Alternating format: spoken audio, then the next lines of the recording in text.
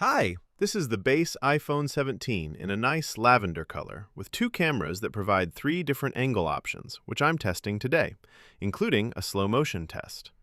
If this isn't your first iPhone, the package won't surprise you. There's nothing new, just like with most iPhone packages. In the box, you'll find the new iPhone 17.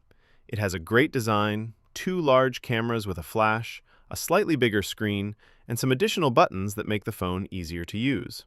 It comes in two storage options, 256 gigabytes or 512 gigabytes. A nice upgrade is the 120 Hz refresh rate display.